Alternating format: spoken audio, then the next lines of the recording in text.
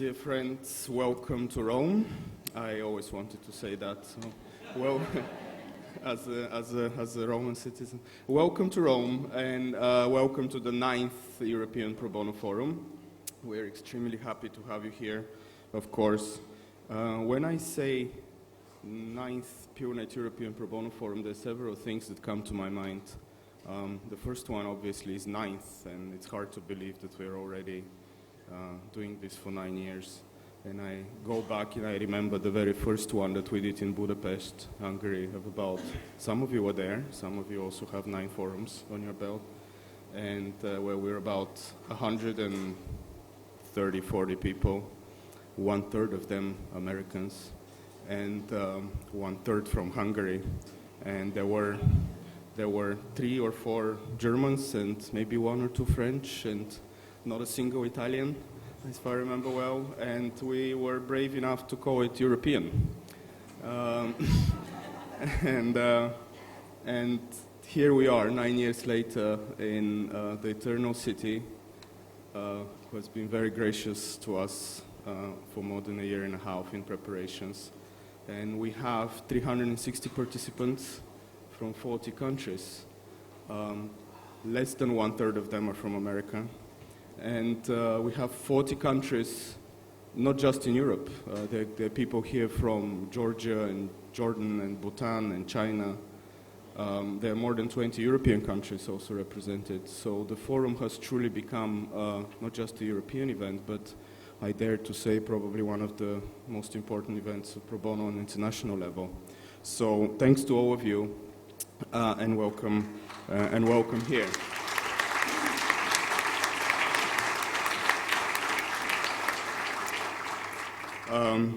The other thing is obviously the forum itself and Pro Bono, when I say 9th European Pro Bono Forum in Italy. And the forum itself is a big enterprise in the making for more than a year. The agenda that you have and you see today in front of you is a work of a lot of discussions, a lot of energies coming together, a lot of different people supported that. Last but not least, the planning committee that is of extremely help for us. Now, if you could see the work in progress somewhere in May, June, maybe even in July, the draft forum agenda back then, it would look a little bit different. And the difference now is that we were hit in Europe, certainly in Hungary, where our offices are for Europe, but also in many other countries in Southern Europe, Croatia, Slovenia, Germany, Italy, Greece, Spain, Sweden, with a crisis like no other, the refugee crisis, and which is a crisis in many different ways, and to me it's a crisis of humanity, if nothing else.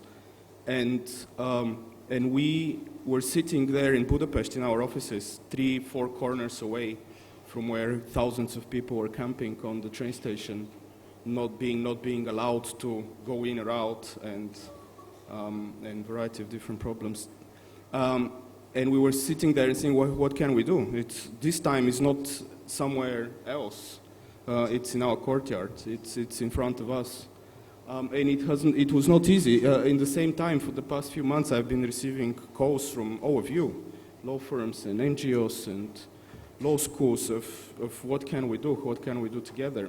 We came up with some ideas, with some solutions, small ones, mini projects here and there, but then we also felt that the forum is the place where we can actually come all together, get the ideas, see where we are, and then see what we can do all together, and I believe that we can really do this. So looking at the agenda, you would see that we shifted gears, we changed a lot of things, and we made this, at least half of the agenda probably is on different aspects of this immigration, refugee, and humanitarian crisis, and probably a political crisis too.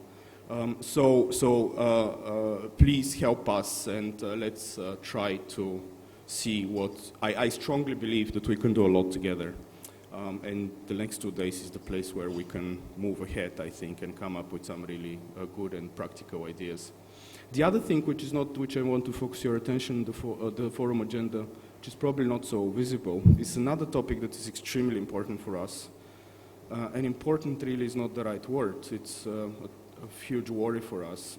There is one workshop on what is now being called the closing civil society space. It has become an acronym, another one, CCSS. Not that I liked it, but it's an extremely serious topic for us in the non-profit world, around the world. Increasingly over the past few years, governments, parliaments are enacting laws, regulations, practices of closing the space for non-profit, civil society, NGOs, community groups to operate freely and independently. We and many, many other organizations are looking into this issue. And again, I have a very strong belief that pro bono, the law firms, the pro bono lawyers, the legal community, together with us, can actually have a positive impact and have a counter act to this, of what is happening from Hungary to Russia and China, and surprisingly we have offices in all of these places, to countries of MENA, where we have a very active program, and elsewhere around the world.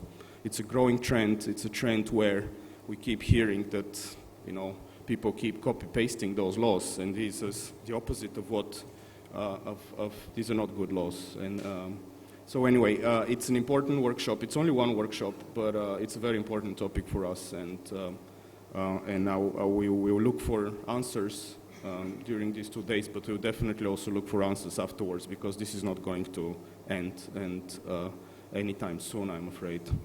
And the third thing in this title over there is, of course, Italy. And it started probably about a year and a half, more than a year and a half ago, back in March and April, where we were thinking, so where next? Where would we have a pro bono forum? We knew at that point in March in 2014 that the 2014 forum will be in London. We were looking around, and then we had forums in Germany, in Spain, in France, in Poland, in London, about two. Italy was a natural choice in many ways, so I decided to make a trip. But before I made a trip to Milan and then Rome, I made a few phone calls, and then I realized that there is quite a lot already happening, but I also realized that it's not coordinated, it's not coming together well. So we decided to steal some ideas from somewhere else, namely Paris and Frankfurt, and started an Italian pro bono roundtable. The first one, I think, was in April, right, Stefano? Yes. Stefano Macchiacelli was there from the very beginning. And 35 people turned up from more than 20 law firms, if I remember well. By now, a few weeks ago, we had the 11th meeting of the Italian Pro Bono Roundtable, which has become an institution on its own and will continue its work beyond the forum. More than 150 people have come once or several times attending the roundtable. At the same time, working with local civil society in Italy was an eye-opening experience for me, an extremely vibrant, with long history, solid, serious group of hundreds and thousands of non-profits, of course. But we introduced the pro bono idea to them. Both the law firms and the NGOs had some experiences, but very little. And several of these NGOs ran away with it. So you'll hear later during the Italian stream that there are probably not one, but two Italian pro bono clearinghouses already functioning or about to be opened. So this is all extremely important in a very short period of a year and a half. And the forum is not just an event, obviously, from the perspective not just of Europe but of Italy, but a place where we can celebrate these things but also move together forward and discuss the future of pro bono in Italy, but also of pro bono in Europe, obviously. On that note, I would like to introduce our first speaker. Unfortunately, the president of the Rome Bar Association, Mauro Vaglio, couldn't make it, but we have turned around. But we have Mr. Claudio Visco here, who is the member of the Council of the Rome Bar.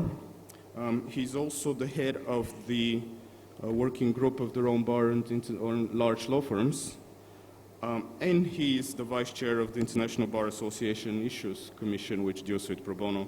So I couldn't think of a better person to actually come and welcome all of you and all of us here on behalf of the Rome Bar and indeed on behalf of the Rome and Italian legal community. Claudio?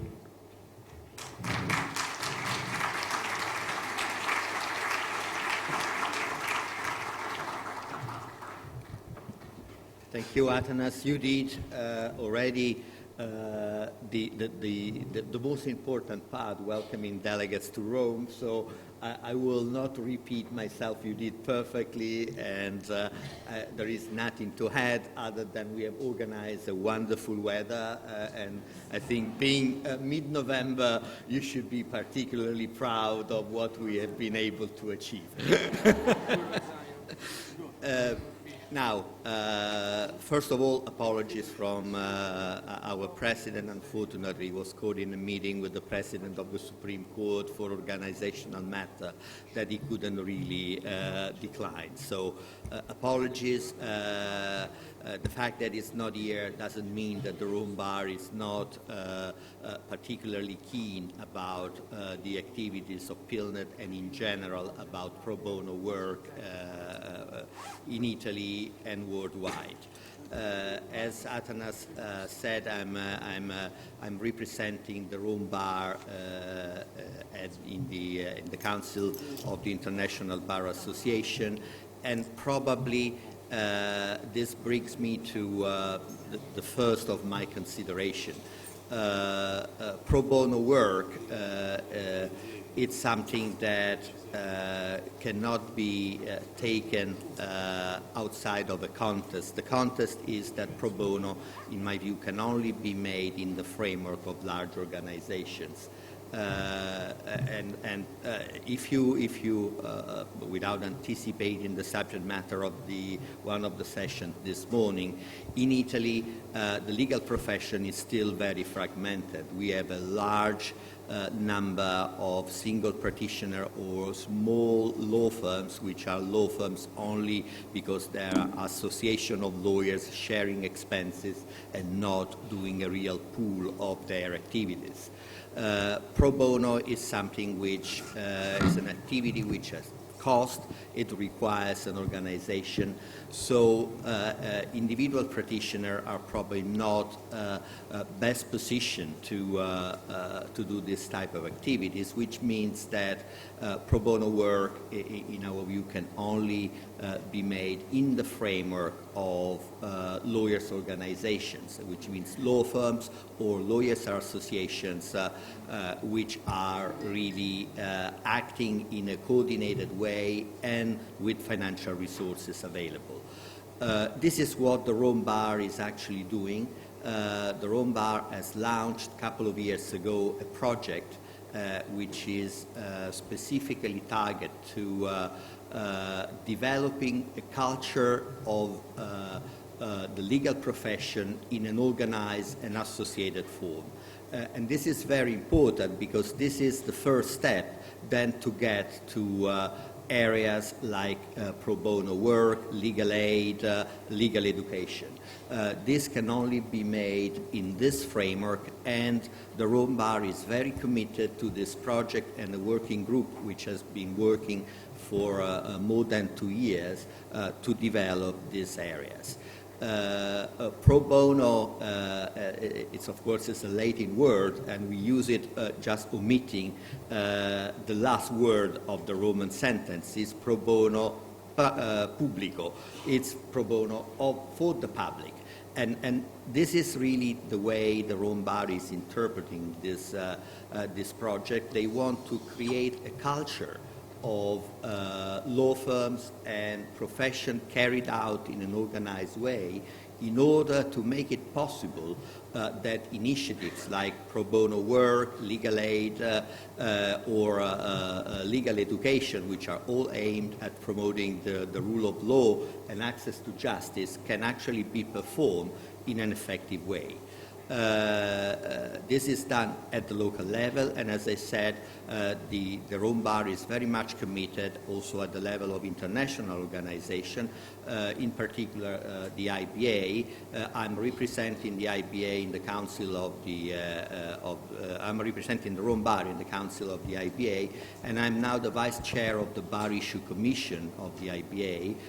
I want to, at this point, change a little bit my hat and put on my head the hat of the IBA. This is an organization which has been doing a lot, and the Bar Issue Commission is really the tool through which the IBA wants to promote activities not only in the business area, which has been the core business of the association for the last 20 years, but really put a lot of focus on rule of law, access to justice, and providing services to bar association just to promote projects like the one that is the core business of PILnet.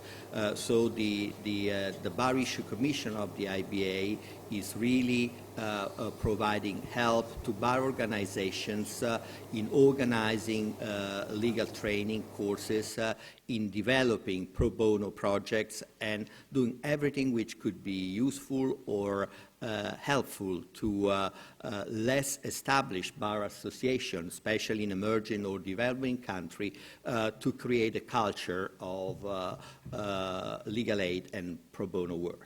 I think that with this, I have exhausted my 5 minutes. I thank Athena for organizing this very successful event, having so many people in the room on a sunny day and in a wonderful city. It's really a big achievement. And so thanks again, and thanks for inviting us to participate.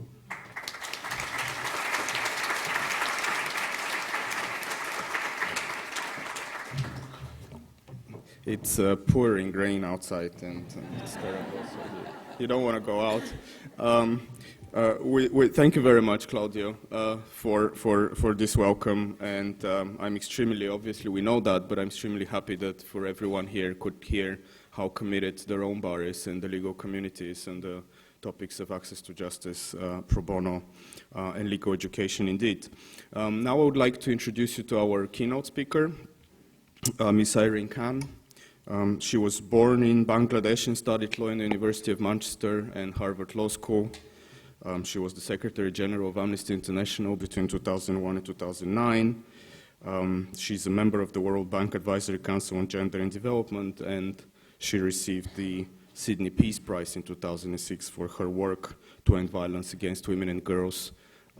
She's here now as the Director General of the International Development Law Organization, which is based in Rome. Please welcome Ms. Irene Khan.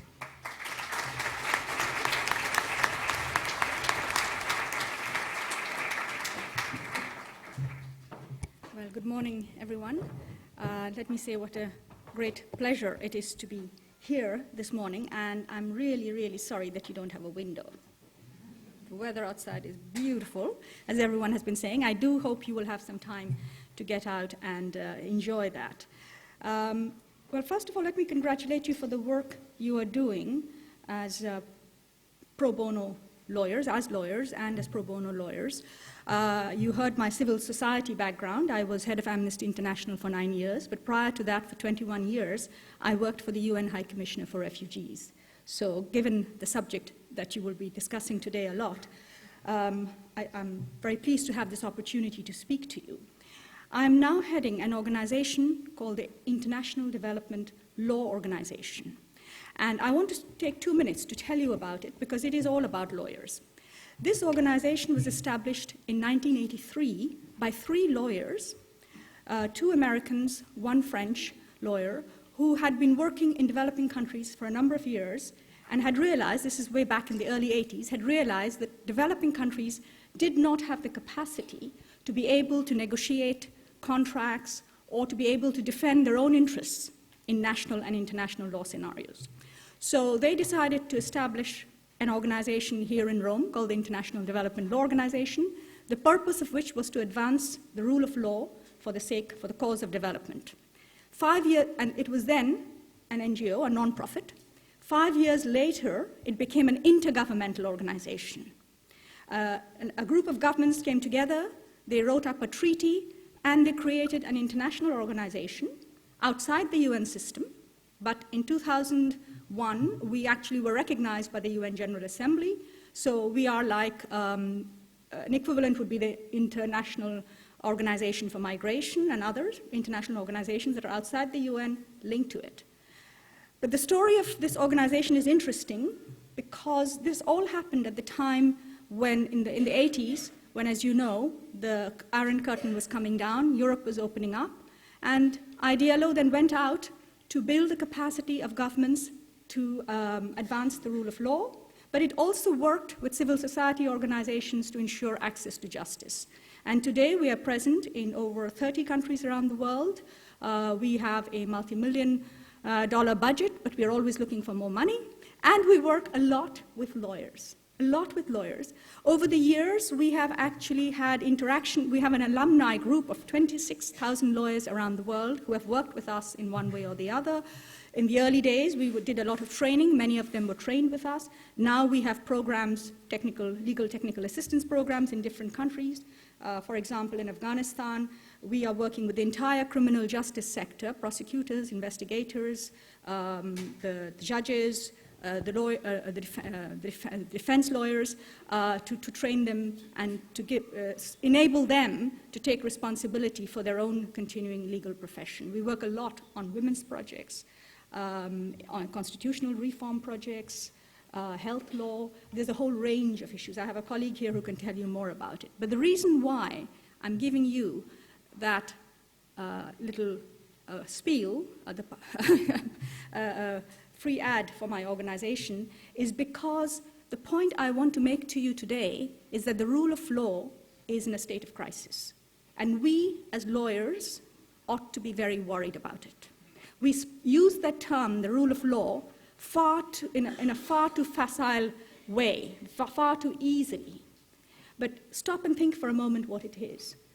Here, most of you, of course, as lawyers that have been trained in the Western legal tradition, will know what it means, principles of predictability, of transparency, of accountability, of equal protection, of equality, that is at the heart of the rule of law. But the irony, of course, is that this interpretation of the rule of law, even today, in the 21st century, is not a universal interpretation. There is no international definition of the rule of law. The United Nations has failed to adopt a definition of the rule of law. And primarily, the difference lies between whether we are talking of rule by law or rule of law. Are we talking about the application of laws, what we call the thin definition, or are we talking about a thick definition, which is about justice, which is about human rights, which is about the substantive outcomes of the rule of law? And a lot of the problems that you will be considering later today, I think, come from that difference of opinion of whether we are talking about the rule of law or rule by law. And when you look at the world around you, when we look at what is happening, there's a lot of change taking place. We all know that. There is a shift. The rule of law was created, as we all know, in order to govern power. It is a principle of good governance. It was actually to ensure how the state behaved in relations to its citizens and how the state discharged its responsibility. But today, the state is in a state of crisis. We know that. We can see what's happening in parts of the world, like the Middle East, where the state is crumbling away, where conflict has taken on a particular form. Insecurity, I don't like to use the word terrorism because that is, again, a loaded term, can mean many different things depending on who you are and where you're standing. But what we do know is that we see a form of violence that we have not seen before. You know, from Boko Haram in northern Nigeria to ISIL in the Middle East. We see borders crumbling in different ways. We see in the economic sphere, we see globalization taking place, but when you look at it, globalization is actually taking place also in the social sphere. Information technology is opening up new challenges for us. We see climate change threatening us. There are big global challenges. And the tools that we as lawyers have to use are tools that perhaps might have worked in the 19th century, perhaps worked to some extent in the 20th century, but are increasingly coming under challenge in the 21st century. I said earlier that I had worked for 21 years with the UN High Commissioner for Refugees. I joined UNHCR in 1980 as a very young lawyer at that time. And at that time, I was dealing with the boat people crisis in Southeast Asia, working with Vietnamese, Cambodians, Laotians. And we had to find ways of dealing with those refugees who were arriving on the shores of Malaysia, on the shores of Indonesia. Many of them were being attacked by pirates in the South China Seas. Many of them drowned. And I worked in those refugee camps, trying to find solutions for them to be resettled in the West. And then after that, many years later, I was also here in Europe working. I led the team, the UNHCR emergency team in Macedonia at that time to deal with the Kosovo crisis when the Kosovo refugees came. Prior to that, I had worked in the Balkans. So the refugee problems that you see here today in Europe are not new. They've happened before, time and time again. You can go back to the Second World War. But what happened in those days was that certain legal systems were developed. And those legal systems have increasingly come under strain because law operates in a context of politics, and the political situation has changed. The willingness to use the law for a certain purpose has changed. And those are the challenges that we have to deal with today. Law by itself is not sufficient. We know that as lawyers, first and foremost. Laws can be good or bad. Laws discriminate. Laws exclude. Laws also include and give people equal protection. So one has to go behind that to look at the principles and see how do we ensure justice. And the sense of justice, I think, at this moment is very strained. There are different interpretations of what justice means, how people understand justice, and how we as lawyers understand justice, and how justice actually works out in the context of power, where laws are made in parliaments or in the international sphere. I think the refugee crisis is a microcosm of a greater global crisis now, of how are we going to ensure the protection of the rights of people? How are we going to ensure that underlying fundamental principle of the rule of law, which is about equal protection, equality and equal protection, that is at stake in the refugee crisis in Europe today. There are many experts here on the refugee crisis. I've been out of the refugee issue for a number of years, so I won't go into the details of all the mechanisms that are being worked out in Europe. But underlying those mechanisms, I think, is a bigger challenge that we as lawyers confront, not just in the area of refugees. You see it when it comes to trade and investment. You see the same tussle. Look at intellectual property law. You see the same tussle taking place there. You look at every sphere of law, and you will find those big challenges taking place because the political dynamics of the world is certainly changing. Very often in my business, I have found, especially when I was working for UNHCR, that we were so taken up by the immediate situation. Are we going to be able to keep these refugees or asylum seekers out of prison? Are we going to make sure that we get enough tents and food out there before they die? Very immediate situation that you forget the longer term issues. You forget why refugees are fleeing. And you forget how are you going to find a solution so people stop being refugees. Refugee status is actually an anomaly in law, as you know. As citizens, we should, in a state of the rule of law, as citizens, we should be protected by our state. And when that protection breaks down, that's when refugees are created. So it is an anomalous situation. How do you stop it happening, and how do you solve it when it does happen? And there are some very, very big challenges there in terms of the human rights situation in many of these countries of the world. And I would probably say that, in the past it was easy to talk about the West and the rest. I think now you find rule of law problems in the West as well.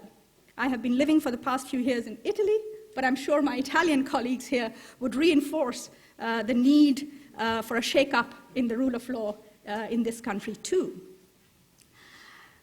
But when we are tied down with that immediate situation, and I know you will talk a lot about refugees, I hope you will have some time to take a slightly longer view and see where should the rule of law be going? Where should the debate, we as lawyers, where are we going to take the debate on the rule of law forward?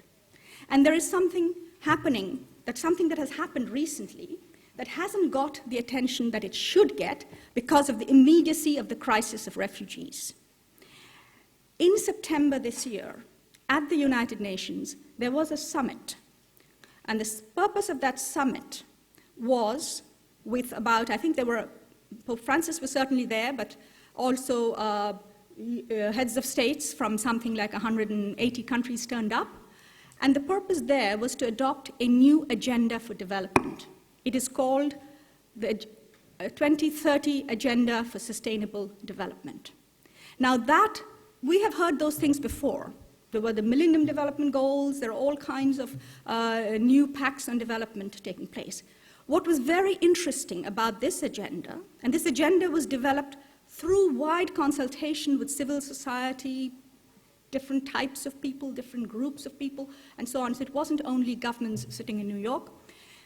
For the first time, in developing those sustainable development goals and setting the development agenda, there was a goal on access to justice and the rule of law.